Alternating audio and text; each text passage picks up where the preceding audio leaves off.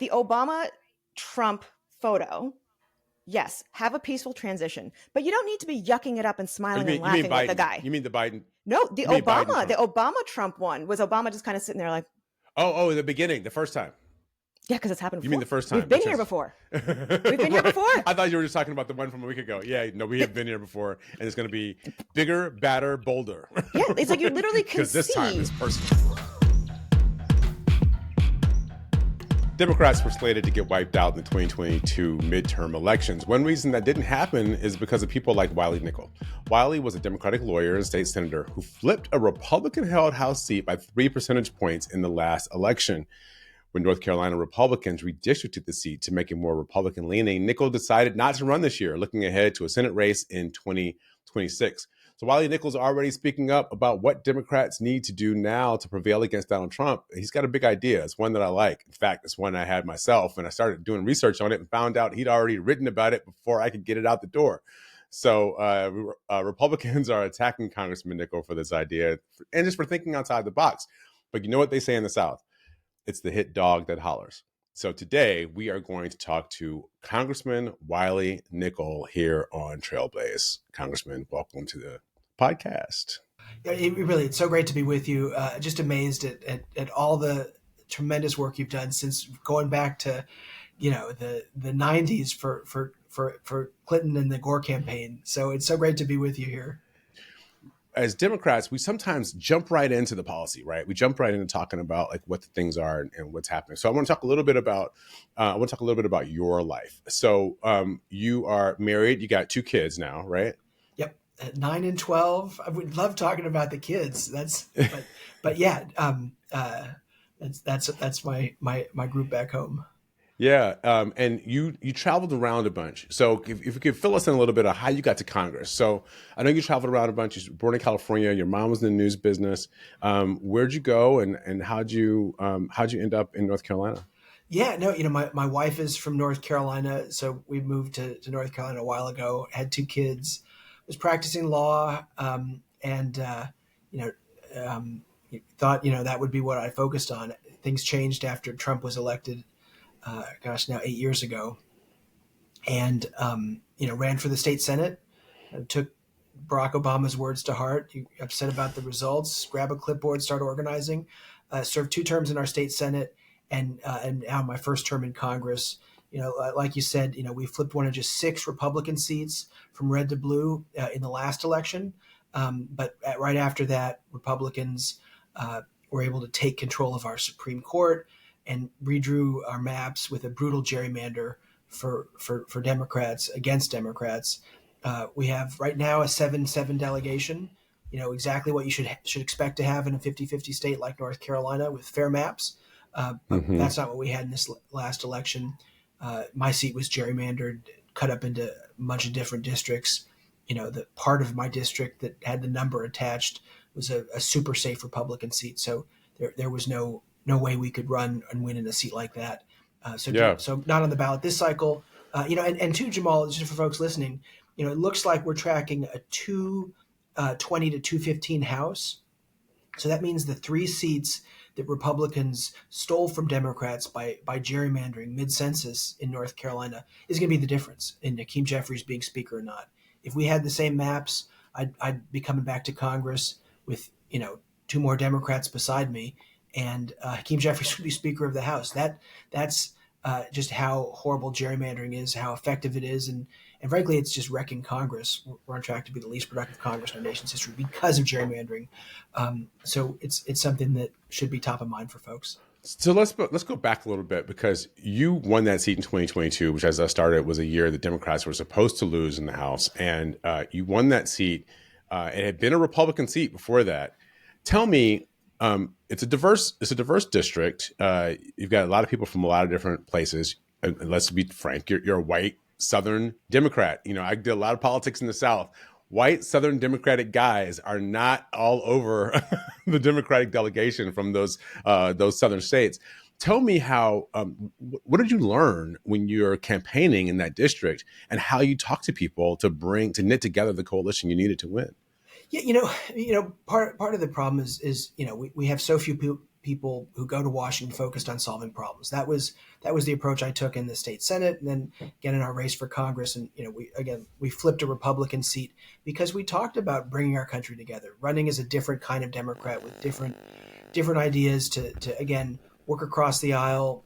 Focused on economic issues. We talked a lot about the work I wanted to focus on to combat inflation, a high cost of groceries, housing, a huge issue in North Carolina, childcare. Those were the things that we focused on, and I think that's the winning message for Democrats, focusing on those kitchen table issues that folks truly care about. And we were able to do what folks didn't think we could do in the last election in 2022, clip a Republican seat. And now, I imagine a lot of people in your district are parents, right? So, some of the issues that Democrats talk about, which have to do with families, and your dad, you've got a couple of kids you talked about. Tell me, is that something that helps you relate to the folks in the district? It's something that, people kind of, is that where they live, about how they figure out what to do with their kids? Yeah, I mean, I think for me, that's been my big priority, and kind of the secret sauce is focusing on issues that matter for parents. So I'm part of a group that has gotten a lot of traction in this Congress, the Congressional Dads Caucus. I think a really great lens to kind of look at these economic issues through, the role of dads, as part of, the public policy work we do here in Washington. So we're talking about paid family medical leave, childcare, making those child tax credits permanent. Those are the things that, I've spent a lot of time talking about and focusing on. And that's, I think what folks in a very, very, a real 50-50 district, want to focus on, equal number of urban, suburban, rural, Democrat, Republican, independents. Just it's literally a third in the current district that now was lost through gerrymandering. But one of the great ways to come to Congress, where you get to focus on doing the things that we don't hear a lot about, bringing our country together and solving those problems. Yeah, a lot of people, when they think about politicians, right, we all look like these people, those of us who are, whether we're on television or we're in politics, we look like people who had this kind of storybook life. Like, we made it to this place because we didn't have challenges. Nothing really got us to this place. And I know, reading about you a little bit, you did have some challenges. I know you lost your dad pretty early, and I imagine that had some kind of impact on what you were thinking about, just even as you started your journey, whether it was in your family or as a politician. Yeah, I mean, everybody has their reason why they get involved. I've dedicated, most of my adult life to trying to fix a broken political system. My dad died of cancer when I was 18. So when you have a health, situation, it shakes a family and makes you, evaluate what your priorities are. And for me, that's always been the focus is making sure, we get affordable health care for everyone. So, we hopefully can avoid that for somebody else and make the investments to keep families healthy. And that's what got me in there volunteering for Bill Clinton and Al Gore back in '92 as a high school kid, then working alongside you and others for the Clinton Gore '96 race and beyond. Yeah, so now here you are, you're in Congress, and obviously you just talked about the redistricting that happened for your own particular seat. Donald Trump had a big year. He even won in North Carolina, which was a big battleground contest. And then you came out with an idea. You wrote a column this last week or so. You wrote a column that we kind of alluded to when we got started about a big idea that Democrats should think about to hold Donald Trump accountable. You want to tell us a little bit about your shadow cabinet? Yeah, no, thank you so much. This is I think a really important conversation for Democrats right now. How do we respond to Trump for the next 4 years? And we're going to be in the minority right now. We've lost the House and Senate, and he's got the White House for 4 years. So we have to change the way we respond to Trump. And folks are looking for specific things we can do as Democrats.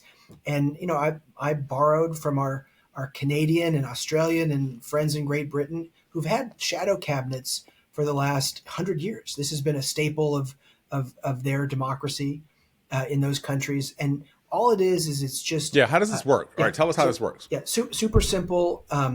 Shadow cabinet is just the leaders of the opposition. So in this case, it's Hakeem Jeffries and Chuck Schumer, naming 26 Democrats from the House and Senate to be watchdogs for each cabinet agency. There's no power, there's no money that comes with it. It's just saying, listen, here's going to be our point person for each and every cabinet, secretary. So, you get Matt Gaetz as the Attorney General. I hope that doesn't happen, but if it does, I propose Adam Schiff as our shadow Attorney General, as again just a watchdog, and more importantly, someone. So the Republicans are saying though that this is like a shadow government. Like you're proposing this as a way to undermine the Trump presidency. Is it the same thing as kind of having a secret government cabal that's following around these guys? I'm so glad you asked that, because that's been the right wing media's attack, and it's just nuts. Breitbart, a totally irresponsible news source, had a headline that said Wiley Nickel proposes shadow government. I've never said those words. There's nothing that is even close to a shadow government. A shadow cabinet is, again, just appointing people to be the spokesperson for the opposition. So people to put our good ideas forward. Not just saying the things we're against, but the things we're for. But we definitely need those folks to talk about and hold Trump accountable. And that's what a shadow cabinet, does in these other countries. So the folks who don't understand it, they just have to ask their Canadian or Australian or friends, in Great Britain, how does this work? Super simple, but it allows us to get all of the opposition groups focused on one person who can be our good messenger.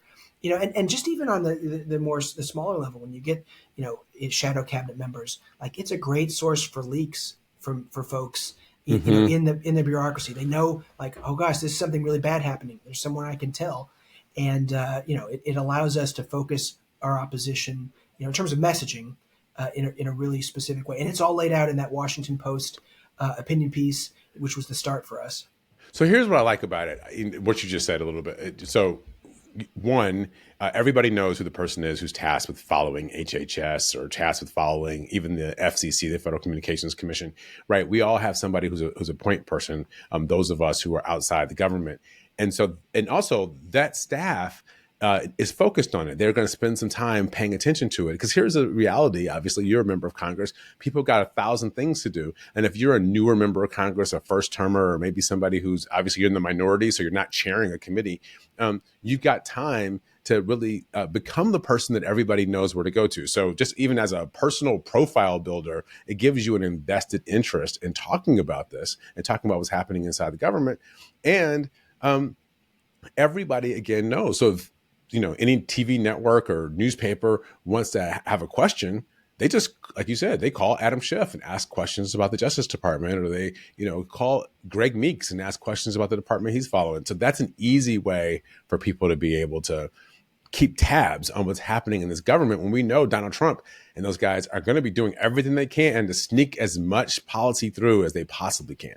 And again, just so folks really understand it, this is just appointing one Democratic member of Congress as a watchdog for each agency, and just saying, when they say something, here's our response. You've got Johanna Hayes from Connecticut, former Teacher of the Year, an amazing member of Congress. But, if she was this shadow Secretary of Education, they try to destroy, and get rid of the Department of Education. She is a fantastic messenger talking about the role of public education in the U.S. and why we need to keep the Department of Education. But that's the focus, and one that I think we need to do. We need to up our game. We need to change our game for Trump. This allows us to consolidate that messaging and get. We have amazing messengers too as Democrats. People who have a lot, of ability to really push a narrative and to talk about the things we're for. And I want to get them to work. I want to get folks focusing on each and every agency so that we can shed light on what Trump's doing. And in my book, I think we also want people to propose things, right? Because I think, in the normal course of business, we always think, well, they've got control. Let's let them do what they're going to do. And it'll be a referendum on their judgment. I think this is something different. I think people now know they want people going to be on the side of change. And the Democratic Party has to position itself as a change agent. And you can't just be against everything that Trump is doing. You got to have ideas of your own. We learned this very early. It takes a horse to beat a horse. And it's going to take ideas to beat good ideas to beat bad ideas. That was always the Clinton model. I think that's something we ought to pay attention to. And again, this gives us that platform over and over and over for very specific policy proposals for the things that we want to do. We tell the voters, listen, our education department. Here are the good things, the positive things we would do if we're in charge, and we get a spokesperson to do that. Again, for every single policy area. All right, I want to ask you one more question before I let you go. Obviously, North Carolina was a big battleground state this year. Vice President Harris looked like she was competing well. She ended up losing by about 3 points. What do you think Democrats need to do to win a state like North Carolina in the next election? I was just reading something about this upcoming census and looking at population trends, and it might be some of the big states like New York and California are states where we lose population, which means we might lose additional electoral college votes out of those states. We got to make those votes up somewhere. North Carolina seems like a place where we could do it. What do Democrats need to do to win North Carolina? Yeah, no, I think it's really simple. The road to the White House runs through North Carolina. We are moving in the right direction. And, for folks who are watching, we won just about all the other major races in North Carolina as Democrats. We won our governor's race, our lieutenant governor's race, our attorney general's race, Secretary of State, Superintendent of Public Education, and just now by literally, a few dozen votes, our race for the North Carolina Supreme Court. We flipped what was a really tough gerrymandered House seat with Don Davis. So Democrats were very successful other than the top of the ticket, but the folks who communicated for those economic issues that middle class voters are focused on, I think were rewarded. And that was really my takeaway. We got to be more focused on that. That's why you see Democrats winning all these Senate races in states that Trump won. Alyssa Slotkin in Michigan, Ruben Gallego in Arizona, and on and on. We won, Nevada, and again our governor's race, and Wisconsin. So the same states that voted for Trump voted for Democrats too. So it was a really close election. But my focus and I think my advice for folks who are paying attention, for what we should do next as Democrats is really focus on the good things we want to do to solve problems. That's what folks really want to hear about. Well, if you look at Tennessee, South Carolina, Alabama, Florida, those old Confederate states, frankly, haven't had a great track record in getting Democrats elected statewide recently. But yet Virginia, North Carolina seem like they're doing okay. So maybe we just got to keep pushing things down that I-85, I-75 corridor so we keep going south and we can win some more of these states.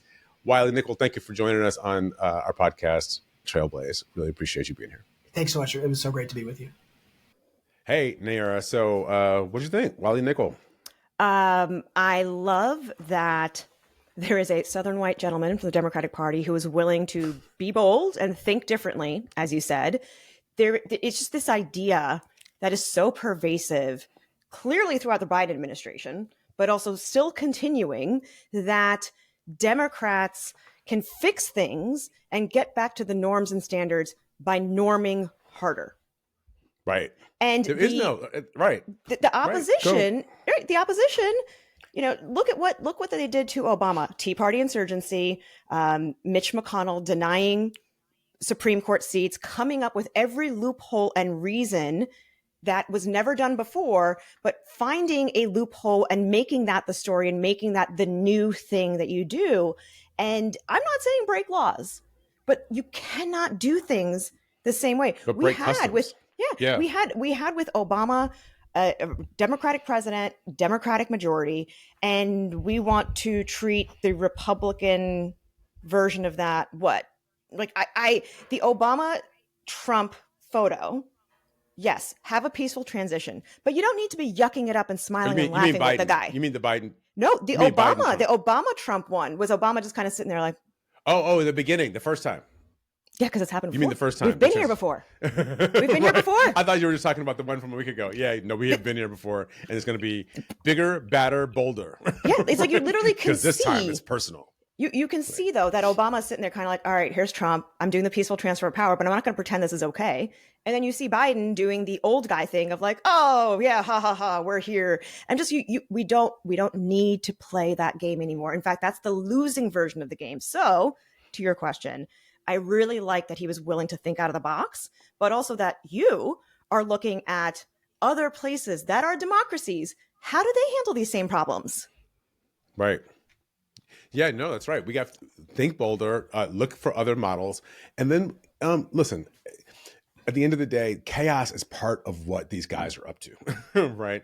They actually want to break the system. So we look at this, we say, oh, Matt Gaetz and this defense nominee and Tulsi Gabbard. Like, the point is they want all the systems to be broken. And because what happens when that occurs is that Donald Trump becomes the only central authority, and he can make all the decisions because nothing else is really equipped. And also, nobody else in the country is looking for this norming that you're talking about, right? Because people don't think institutions are working for them. So they're like, break it. I don't care. It's not working for me. You can do whatever you want to do with it. The question is my life going to be better? So I'll finish with this. I think what Trump is on his way to doing something that's not going to work, right? If you look at all the policies, it's just clear that if they do any of this stuff, it's just not going to work.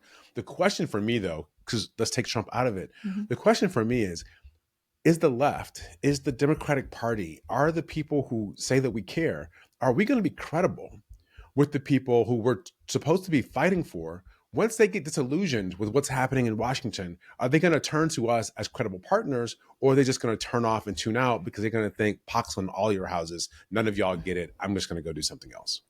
No, I think it's already happening, right? The immediate reaction of all of these women who did engage and participated, whether they were Black or white, or any other color in between, after Trump's election was, okay, don't ask me to put on a pink hat and march in the streets. I'm not doing that this time around, right? There is a complete desire for big change within the Democratic Party. And frankly, the Democratic Party also needs to understand what the left is saying, because the left and the Democratic Party are not synonymous. They have not found common ground. And like you said, these are the people that need to be part of this winning coalition, literally to protect things like herd immunity. RFK Jr. has told NIH, thank you so much. You guys have done a great job. We don't need to research infectious diseases anymore for the next 8 years. Also, I don't know why he said 8 years. I guess he's thinking JD Vance for another 4, but he does not want to do research on infectious diseases, which are only increasing because of climate change, the clearing of, nature and people and animals and nature coming into closer contact, all of them. Like, that's kind of the thing that governments can do. I can't do that. I can't do massive amounts of research and share the results with the population. That's not something that people can do in community. That's literally one of the basic functions of government, keeping people healthy and safe. So if you're not going to do that, who is?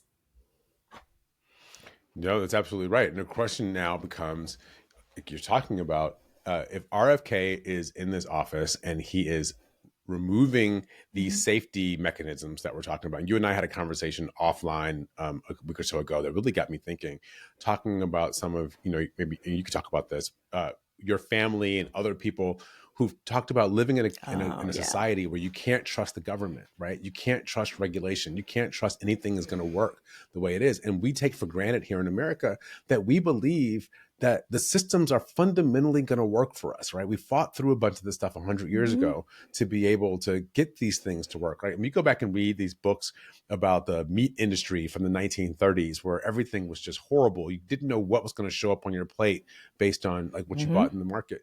We could be headed back to that very same system when you get rid of these agencies whose job it is to make sure that we're all safe. Yeah, there is a wonderful but also very naive thing about living and growing up in America that is not experienced in, Africa, Asia, many parts of Europe. And that is the ability to walk into a grocery store, get a gallon of milk and know that it's actually milk. And that actually there are other things in there in that label, and you trust that label. Whether or not you understand it is different, but you trust it. And then you go to pick up a prescription, and at the CVS, the prescription you're getting, that is what the medicine is. And that there's a history of a doctor and other people saying this will do what you need to do. Like that's like a morning routine. Your grocery store, get your, pharmacy, and then go pick up your kids from school, knowing that the bus is expected to show up, and you get upset when the bus doesn't show up on time. And you get upset when that bus stop sign opens and people decide to just roll right through. Those are the things that actually our government has made possible for us that does not exist elsewhere in the world. You cannot rely on traffic to operate in a consistent way. You have to find out in your community which is the trusted salesperson, that they're not watering it down and you're not actually really getting milk. And there is no like FDA equivalent. You just go to the, one guy and hope that when you ask for the medicine, it's actually what you're supposed to be getting. Like the amount of quote unquote individual authority that exists can be debilitating, because I can't make those medicines at home. And I will tell you, I have been in a European country that I will not name because I don't want people attacking me for this, but I've been in a European country in the last 20 years, 15 years, when you want to get something like your telephone connected, right? You want to get your power turned on, and you got to, frankly, know somebody at the company to get it done fast, or maybe you got to pay somebody off in order to get it done fast, because everything is like, everything's just got like a little taste. People just want like a little taste. And so if you're not part of, like, I was in South America in a country a few years ago on a trip, just visiting, and the currency was so fluctuated so much. You had to pay a guy to come to your house and then exchange currency like you were doing a drug deal, because if you got the money out of the ATM machine, you're not going to get the best rate, and the rates were changing so often. So you had to like exchange currency like you were buying marijuana, right? Like this is the society that we don't have to have in the United States, but that people all over the world are having to navigate. People are grateful overseas to be able to vaccinate their children, because like, my child will grow up safe and healthy. And I am seeing in communities nearby, lefty communities, this is not just a conservative thing, obviously, that now measles has popped up again. And that a family had their child got whooping cough because they declined the vaccine, and their kid is in a breathing tube. Like, oh my God, I had no idea. I'm like, you really have no idea how bad polio was. Yeah. And we can rely on Elon Musk to make the Cybertruck version of the Iron Lung, and we'll see how that gets distributed. But that's the path we're headed on at this moment. Right. We've gotten better because we tried to get better. I mean, this is the fundamental thing about diversity, is a fundamental thing about, health and safety. We got better because we tried to get better. And when we stop trying, we're going to stop getting better. It's going to go back. And there is no stasis. You can't just tread water. Things either move forward or they move back. They don't just stay the same. And so we've got to pay attention to this. And so again, for me, we can talk about Donald Trump all day and talk about the right and the it's not about movement, him.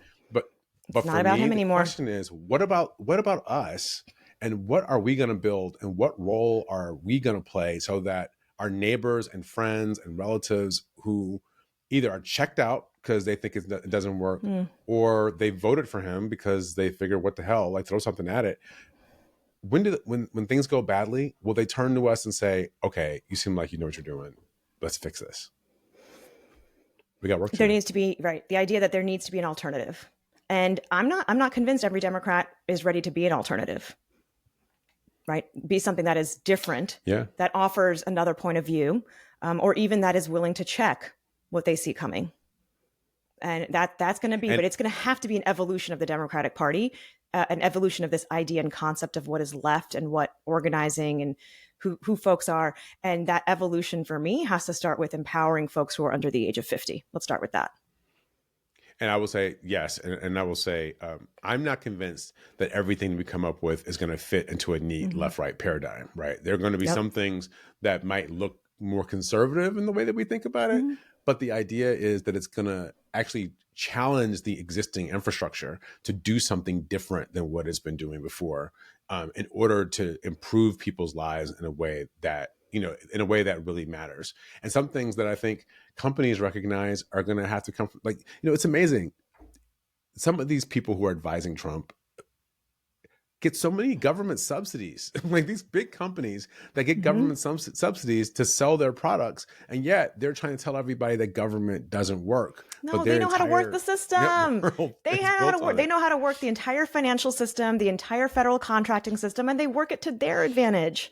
Right? It's like, what about the rest of us? I'm going to be sitting here and the idea that eliminate USDA, the Department of Agriculture's inspectors, because that's considered bad regulation. You know what they do? They go into chicken plants and they make sure that not every piece of chicken that's going through has maggots in it. Who do you think wants more chicken to go through? The chicken companies.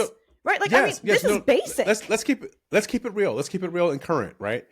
we just had a carrot outbreak, right? Like there was Sorry, you said carrot outbreak, and I'm imagining like killer carrots walking around. No, but like the carrots were bad, right? And so the carrots bad. One of the reasons that we can kind of solve that problem is because we track the carrot production to the point where we can say, okay, these carrots in this bag came from this farm, went through this factory. Now let's go back and look at that factory. Let's go back and look at that farm. Okay, this is the farm. It's a problem. Where else did carrots go that were from that? Right. So E. coli. And so where else did these carrots go? Not just the one place at Whole Foods, but all the other places where it may have gone. That doesn't happen by accident. No, right? It's a whole system. People are trained to it. It's designed. It operates without us having to think about it, which I love. I'm like, I don't want to have to be worrying about that. Government is supposed to make my life easier so I don't have to worry about it. But when people say, and the MAGA movement is all about burn it all down, stop all of that, individual decision, I'm like, go grow your own carrots then and make sure that you don't poison your children while you do it. Got it. You want to do that. But that whole idea of that expertise, that science, and that none of that is of value anymore. Let's be real. The oligarchs, the American version of oligarchs, the Elon Musks of the world, they don't care if people's kids die as part of this experiment. They're like, all right, survival of the fittest. Y'all didn't make it. That's the thing. They will kill their own voters, and they're okay with that. We saw that in COVID. And they've said it's going to be hard in the short term, but then we'll have something new on the other side. It's not going to be hard for them, right? It's just going to be hard for the rest of us. Like it wasn't hard for Dick Cheney. His kids didn't have to go to war, right? Like this is part of that power class and the moneyed class. They're not the ones who are going to have to go through the hardship at all. It's the rest of us. Yeah. All right. Well, it's always good to talk to you. Thank you, At least I feel like when we get together, there's a little common sense is taking place. People can stay here at Trailblaze where we're trying to, keep being bolder and thinking bigger. Be bold. And I appreciate you, Jamal, bringing the energy back to this You too. otherwise depressing conversation.